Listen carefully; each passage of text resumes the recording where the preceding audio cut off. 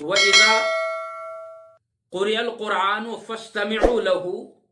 وَأَنصِتُوا لَعَلَّكُمْ تُرْحَمُونَ، کہ جب قرآن کریم کی تلاوت کی جائے تو تم اس کو سنو اور خاموشی اختیار کرو۔ سننے کو کا بھی حکم دیا گیا اور خاموش رہنے کا بھی حکم دیا گیا ہے۔ یہی وجہ ہے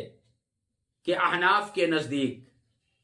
جب ظہری نماز ہو، یعنی وہ نماز جس میں قرأت امام صاحب زور سے کرتے ہیں، قرآن کی تلاوت زور سے کرتے ہیں، اس میں آپ ایسے وقت میں شامل ہوئے نماز میں کہ قرأت شروع تھا، قرآن کی تلاوت ہو رہی تھی، تو مسئلہ یہ بیان فرمایا گیا کہ تکبیر تحریمہ اللہ اکبر کہہ کر کے نیت باندھ کر کے خاموش ہو جاؤ، ثنا بھی پڑھنے کا اس وقت میں حکم نہیں ہے،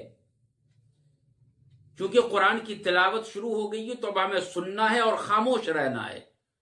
تو جب نماز کے اندر یہ احکام دیا گیا کہ ثنا بھی تم اس وقت میں مت پڑھو،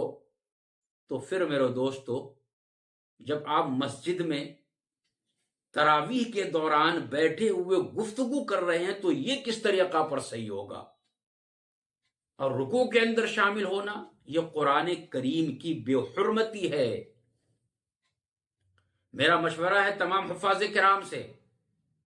کہ اگر آپ کو معلوم ہو کہ رکوع کے اندر کچھ لوگ شامل ہو رہے ہیں تو آپ پہلی رکعت کو 3 آیت کے اوپر رکوع کے اندر چلے جائیے، پھر اس کے بعد ما بقیہ قرآن کو دوسری رکعت کے اندر آپ کمپلیٹ کیجئے، تو انشاءاللہ پھر یہ لوگ جو اس طریقہ پر رکوع میں شامل ہوتے ہیں انشاءاللہ اس کی عادت ختم ہوگی۔ اب تو عادت اس طریقہ پر ہو گئی ہے کہ سوا پارے کی جو تراویح ہوتی ہے نا، اس سوا پارے کی تراویح کے اندر بھی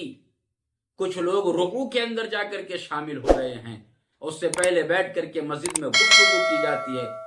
جو قرآن کریم کی بے حرمتی ہم اور آپ جان بوجھ کر کے کر رہے ہیں۔ اللہ ہماری اور آپ کی اور سبوں کی حفاظت فرمائے اور مکمل طور پہ تراویح پڑھنے کی توفیق عطا فرمائے۔ بہرے کہ میرے دوستو جب ایسے روزے دار تراویح پڑھ لیے